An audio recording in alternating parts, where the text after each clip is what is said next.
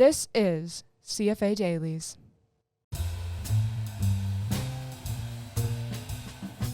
We are here today with Dodd Vickers. Dodd is a locations manager and scout working in the industry. Hi, Dodd. How you doing today? I'm great. Thanks for having me. Thank you so much for giving us some time to come on in. Sure, my pleasure. Where all do you work? Let's start with that. Give us the scope of how far are you working? Because you're based here in Georgia, right?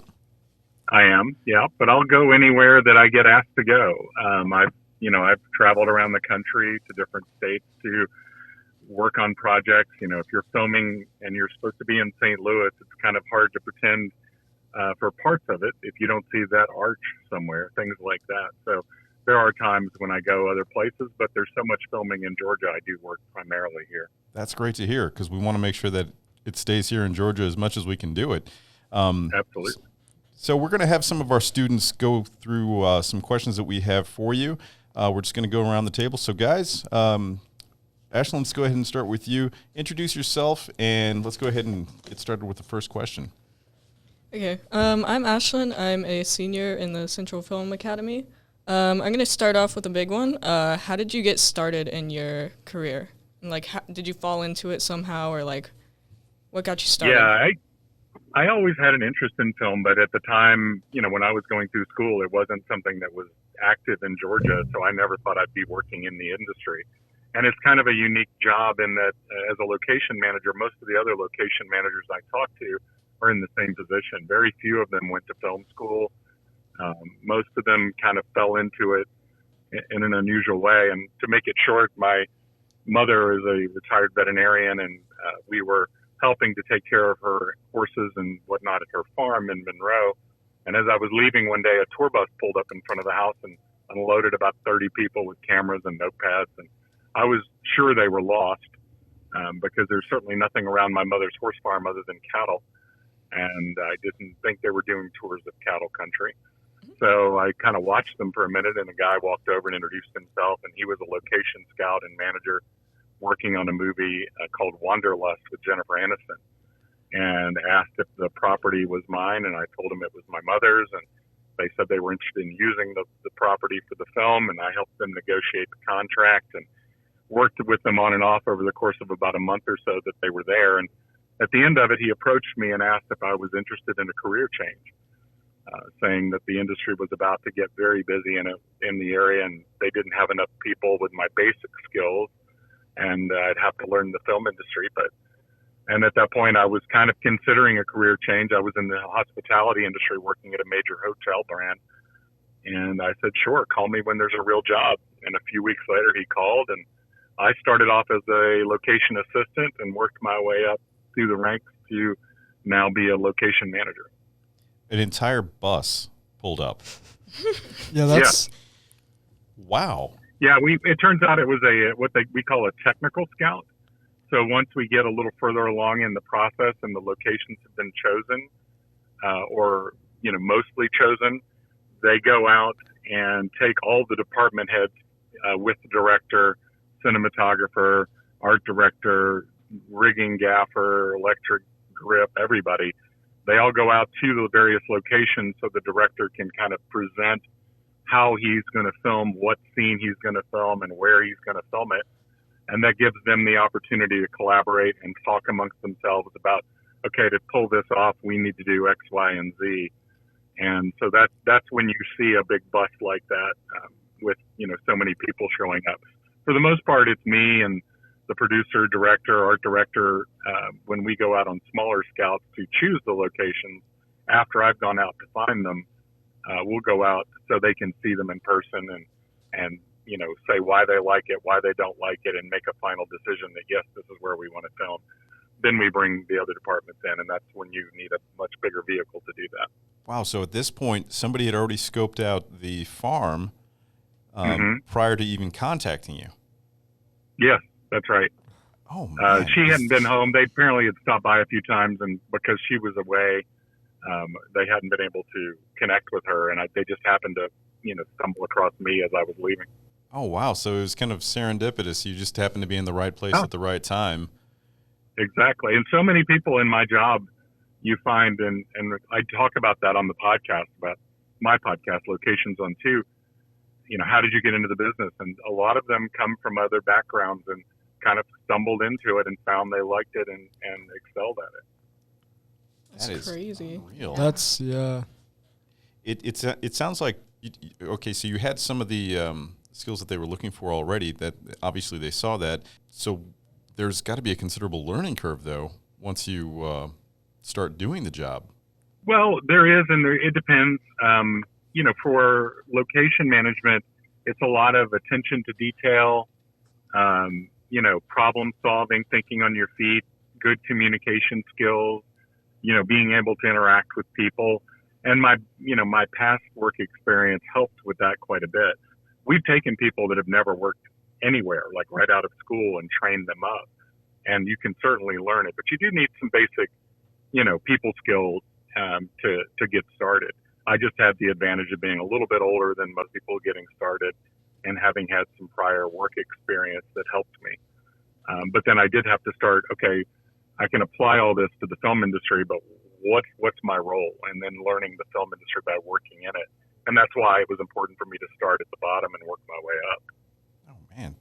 Okay, so that's great, but it's really nice to see that you can start at that and work your way up through the ranks where you don't really get stuck like that. Mm-hmm. Yeah, absolutely. There are some people that kind of start at a higher level and just it happens, but I feel like they still have to learn, and they may have a little harder time by not starting at the bottom and working their way up, because they're trying to learn a lot more in a lot faster pace than if they started and really had the opportunity to work as a location assistant and an assistant manager and a key assistant manager before becoming a location manager or even a scout.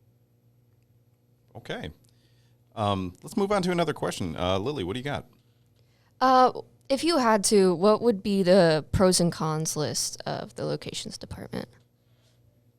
I don't feel like there's a lot of cons. I mean, everybody and every job has days where you're like frustrated or, it's not the best day. But overall, one of the things I like is the problem solving.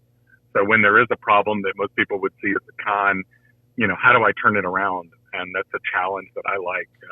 I don't like the fact that we're in a position where we have a problem, like an angry neighbor who's mad that the generator's keeping them up and they didn't give enough notice that we were going to be there or something like that. But being able to communicate effectively to them what we're doing and try and make sure they understand we're not trying to inconvenience them, and how we help them, get excited that we're there, and that kind of thing. It's a unique challenge to have to deal with. But pros, it's different every day. I don't think I was ever designed to be sitting in an office behind a desk, because the jobs that I had that were close to that were not the most fulfilling for me.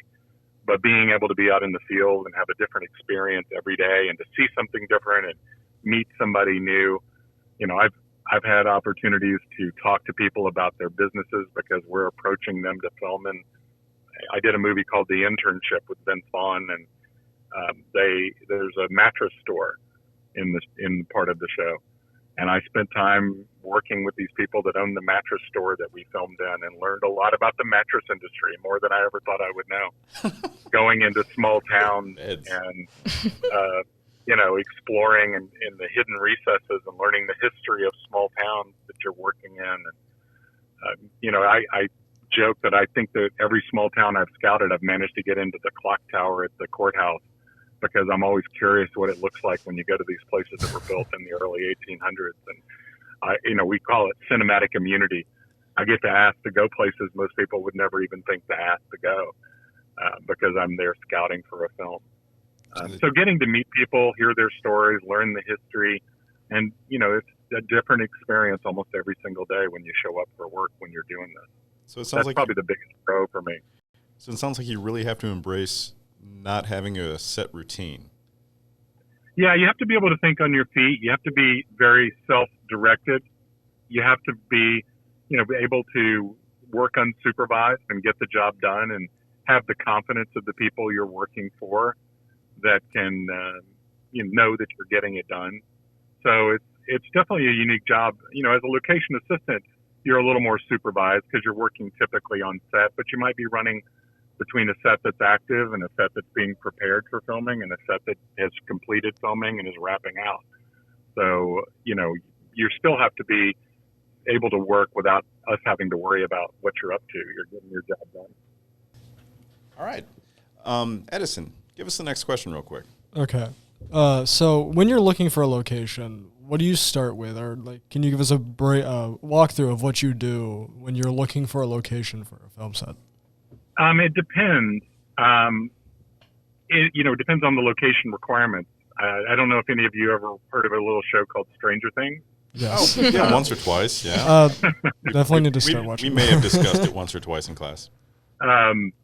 They sent me out to find, there's a character called Mad Max. And when she was coming on, I think it was season 2, I was scouting for them. They needed a house for Mad Max, and they give you the requirements, and it varies, So, for example, they needed to find a house that wasn't too big, wasn't too fancy, kind of helped, you're setting the stage for the character. And they told me kind of the style of house they were looking for, something near the woods. There was a scene where she was going to be flipping out of a window into the woods behind her house. And they also knew that they were only going to be able to film that house for part of a day because they just didn't have enough work at the house to fill a full day for the crew. So I had to find something within a certain range of another location. So that kind of gives you the parameters you're looking for. And it varies. Sometimes you're able to travel a little farther when you're looking. Sometimes you're restricted by a style that they want. And there's only a couple of neighborhoods that have that style.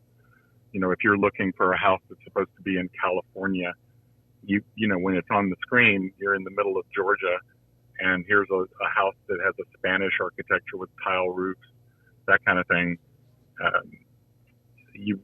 Where are you going to find that in Georgia? Well, there's a little group of houses down in Fairburn that we found that work, that kind of thing. So, it does vary from location to location, what you're looking for, where you start, and how you start looking for it.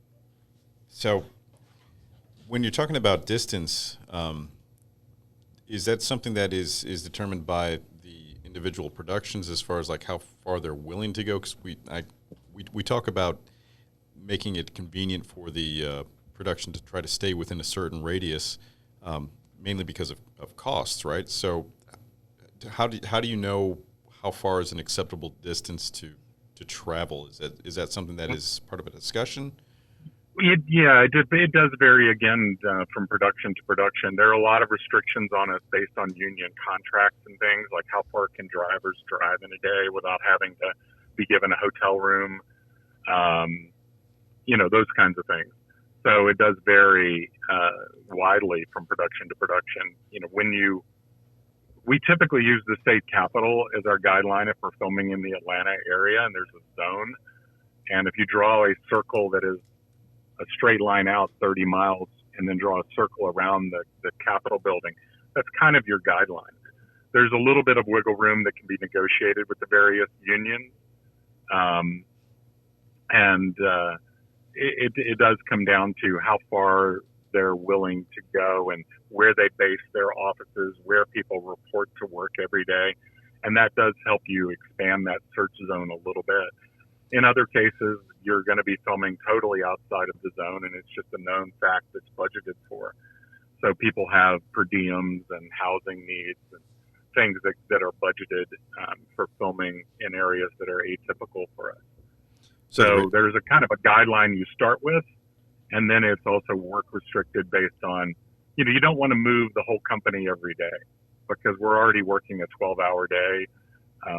That means the whole crew, not everybody is working the same 12 hours. Somebody might come in at 3 in the morning and finish at 3 in the afternoon, but then call time might be 7 in the morning and they finish at 7 at night. So you're kind of overlapping. But you have to keep in mind driver rest times and how far people can travel. And once they hit a certain zone, they're getting paid extra. And so there's a lot of budgetary concerns that come into play as well. Right. So your radius, I would imagine, would kind of shift because OFS Studios is on the north end of Atlanta, Trilith is on the south end of Atlanta, and somewhere between them is pretty much 30 miles distance between the two. So I would imagine your Yeah, radius but shifts. you don't calculate driving mileage. You do an actual radius. So 30 miles driving is totally different than if I take a straight line that's 30 miles long and draw it from the center of the Capitol building to the perimeter. Outside from the Capitol. So 30 miles as the crow flies. Yeah, as the crow flies. I started to throw that in there, and there's another name for it, and I can't think of what it is. But yeah, it's 30 miles as the crow flies from the state capitol is our guideline, but it can be expanded a little bit. So when you're looking for locations for, let's say, like maybe one scene, how many backup locations do you have if you were to have your main location owner back out? Well, typically, you'll know before it comes to the film day whether or not it's going to be a problem, and that's what you want to protect yourself against. We always go out and try to come up with a minimum of 3 solid options, but that's an ongoing collaboration with the production designer.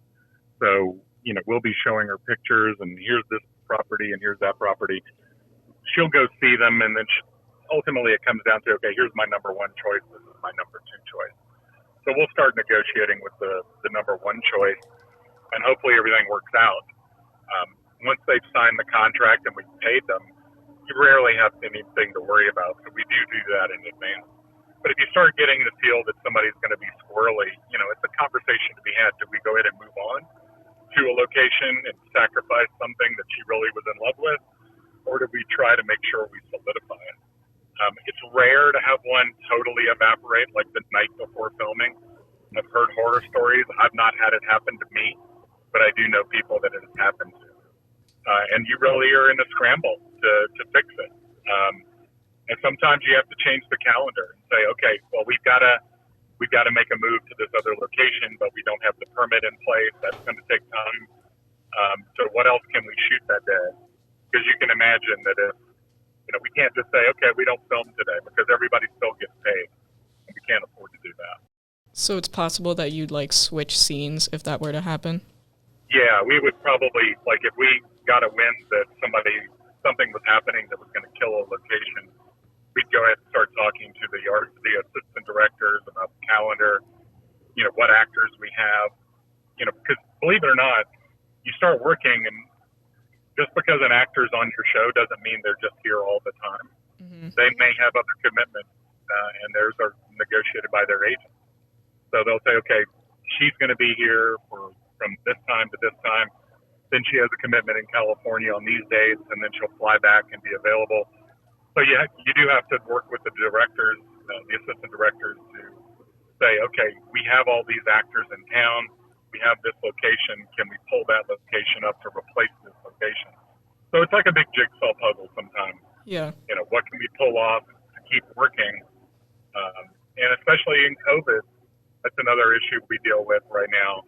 If suddenly an actor becomes unavailable because they've had a positive COVID test, well, we can't take the risk of exposing other actors, so we've got to juggle. We're in the midst of looking at something that we had scheduled for next week on one day, and we're probably going to shift it to another day because somebody had a positive COVID test, and it impacted what we can film that day. But with enough time, we can push that scene off to another day.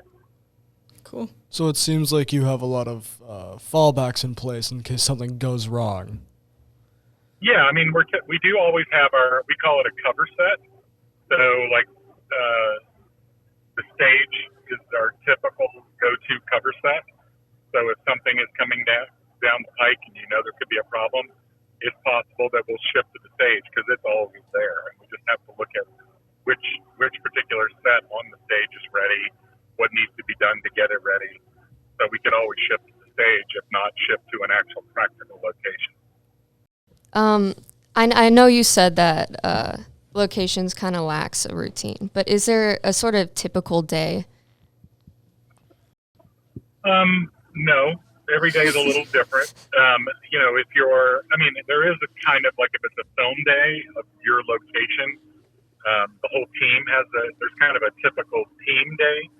And that would be somebody coming in early to land catering and make sure they get into whatever space is being used for catering. And they have power and access to whatever they need to start working on breakfast.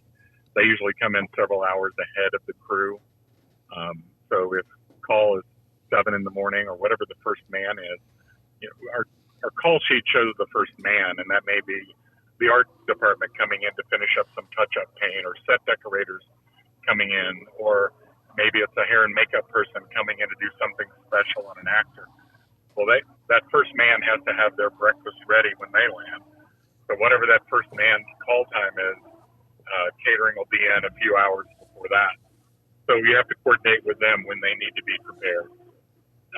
Then we'll have somebody landing at our crew parking lot, whether that's next to set or maybe it's a few blocks away from set, making sure that the parking lot is open and ready, and then that the set is open and ready, so that the teams that are showing up early to finish up wiring and last minute touches are going to have access. And then the crew starts landing. They typically show up, and this may be their first time at this location, so they don't know exactly, okay, here's where I park. We need to go over here to get lunch and then breakfast, and then here's how we get to set. A lot of times there's no parking at the actual set, so there will be transportation with buses ready to shuttle people to and from base camp and catering over to set to do their work. Then you've got to make sure the permit, if you've got a lane closed with police and security, you've got to make sure that that's all ready so the trucks that are landing have a place to park. And then the set gets opened, and you're there to make sure set is open and unlocked and accessible. And then you've got the team, once we start filming, that is on set. We all are on radios. That's where the name for my podcast comes from, Locations on 2. One of the things that will happen is you're monitoring the radio, there's a main channel, which is typically channel 1. And if they need to talk to any department, they'll go on the radio and say, hey, locations, go to channel 2. And you flip over and you say locations on 2. And they say, oh, we have a problem with the power on this floor, or we have a neighbor here that has a question about filming, or one of our actors needs a green room. So we have a green room to move them into to get them ready. And, we have our bigger conversations on the other channel, and that's why locations on 2. So you're there to respond to the ongoing needs of production during the film day. And then once wrap hits, then we're making sure everything gets buttoned up, locked up, and is ready for either another day of filming the next day, or ready for the wrap teams to come in and close everything down and restore it back to the way it was before we ever took possession. So then we're moving on to the next set at that point. From a scouting perspective, it's totally different because you're usually in pre-production when you're scouting. So you'll be out in the world, just knocking on doors, introducing yourself, taking pictures, emailing, uploading pictures, talking to the production, finding out if they like what you're finding or what they don't like about what you're finding, so you can redirect. So depending on the role you're playing that day, your day is going to be a little different. Yeah, so you're just constantly moving around like all the time. Yeah, it sounds like a lot Absolutely. of just improvising and thinking on your feet. Yeah, you can probably tell I'm driving now where I wasn't before, because suddenly something's come up and they've asked me to shift over to go meet the art department at a location and make sure they get in and can look at things that are being prepared for filming a couple of weeks from now. So are you always sort of on call for whatever projects you're in? When you're on a specific production, yeah, I answer my phone whenever it rings. You kind of do have a set time you're typically working, but it doesn't mean if there's an emergency you don't answer your phone. So during production, yeah, you're getting calls at all hours, especially when you have an actor for that. But in between, it's somewhat of a typical job, but during active filming, it's a little less typical. Mm-hmm. So do you get to sleep between productions, or? I'm at a point in my career now where I can choose to be off in between productions, but it's not unusual for me to finish a show and to jump right into scouting for another show. But I don't like to sit still. Some people like to take time off and they'll turn down work in between to get a break. I'm at that point where I don't like to turn down work or take a break unless I have to, because we do rarely work around the holidays every year, because it's hard to start and stop as you will for holidays like Thanksgiving and Christmas. So it's pretty common for us to have a hiatus around the holidays. So that's enough time off for me. So the minute I'm done, or if I'm getting close to being done, I'll start, putting out feelers, what's coming to town, who's looking for a scout, when are they needing someone, and throwing my name into the hat. So I typically am ready to move on to another scouting project once a filming project is wrapped. Well, how great is that to have a job like that you don't want to get away from and take a break? I mean, that I feel like that's got to be a dream, right? Yeah, I feel like if you're stuck in a job that you don't like, but if you have a job that you like, you don't want to get away from it. That's all you can really wish for. Mm-hmm. I got a follow-up question for that last one. Sure. So once you're in as a locations assistant scout, is it hard to line up work, or do you have to approach people or reach out to others, or do people find you? Yeah, I think that's probably the toughest time is when you're just getting started and until people get to know you and your name gets out there. Fortunately, there's enough work in town. I think there's 40 or 50 productions active in Georgia right now. So there's also private boards on Facebook and other places that we all talk to each other. So Facebook is a big one where these groups have been established for some time. And you can't just join them. You have to be recommended to most of them. There are some that are more open. But if you're looking for work, you can put in that you're available. But hopefully if you've done a good job for somebody, whenever I'm getting close to wrapping, I'm always looking. And when I see somebody saying, hey, I'm looking for some location assistance for a few days, or does anybody know I'm staffing up? Anybody know who's available? And if I've got somebody I know that did a great job for me, I'll be throwing their name out there and reaching out to the other people I know and recommending my team, trying to help them stay busy. Sometimes it works against me because then when I need them, they're not available, and I have to go looking for other people that maybe I haven't worked with before. But that's okay too, because you want to work with as many people as you can so that your name's out there and they're calling you as opposed to you having to reach out to them. But you do have to do a good bit of networking in the beginning to help get your name out there, make sure people know who you are, and know that you're somebody they want to have on their team. So I think we're reaching the end of our little podcast here. So I'd like to ask you, which productions have you enjoyed working on the most that you're able to share with us? Every one of them has been fun in its own way. I worked on a show called Prisoners. You guys may or may not have worked on or heard of.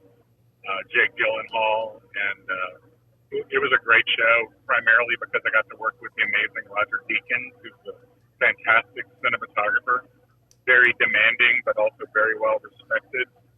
And when you can work with people like that, you'll learn a lot, even though it may not be a show that everybody knows, like something like Stranger Things. I only did a little bit of scouting for Stranger Things, but it's one that people always ask me about when they look at the name.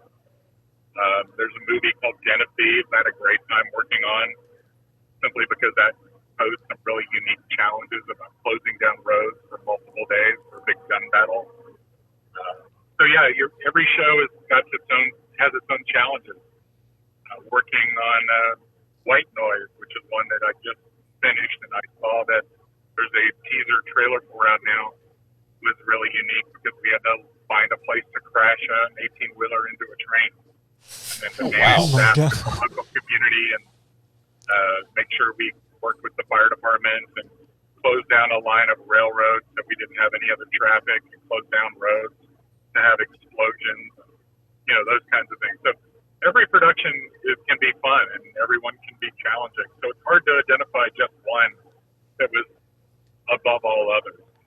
I would imagine that the productions with the big booms like that, though, got to be a little bit more exciting than the others. Well, it's a lot of lead up, and sometimes, it's less exciting than you think it's going to be. but it is fun to do. But there is a lot of downtime in between.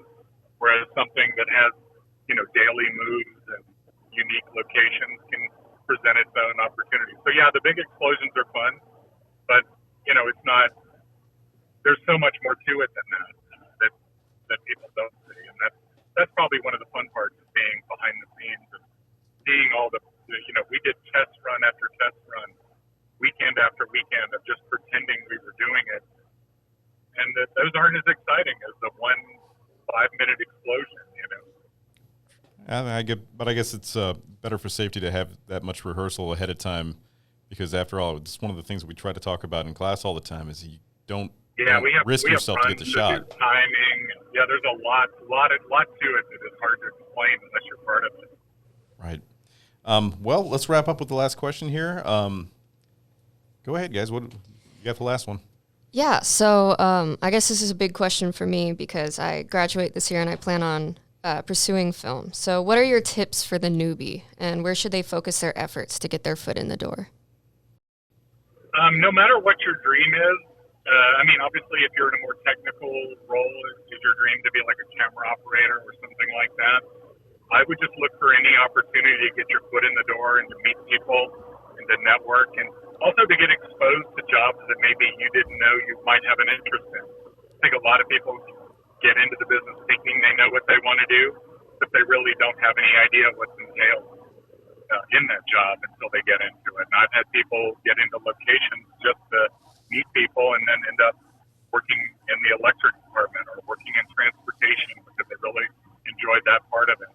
But, just don't turn down any job. Learn everything you can. Keep your ears open and listen while you're on set. You hear the conversations that are going on, so you get a big picture idea of what's involved and how all the other departments work together. If you think you want to be in cinematography or even in locations, learn the basics of photography, even though you might be using your cell phone for a lot of it. How do you frame a shot? How do you tell a story with pictures so you can help them envision the location and how it's going to help them set the stage for the actors to do their job. So, just don't ever turn down an opportunity to work, even though it might not be on set where the excitement seems like it is. You get exposed to people and to opportunities just by meeting people.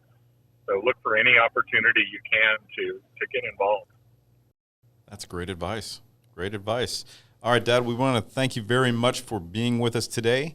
And again, check him out on his own podcast, Locations on 2, with Dodd Vickers. And we look forward to following up with you and look forward to hearing about what you're going to be doing in the future. Yeah, thank you so much. Absolutely, and I'll be anytime. I'll be happy to do any follow-up you need as well, so don't hesitate to reach out. Thank you so much. Thank you. Thank you so much. And Sure.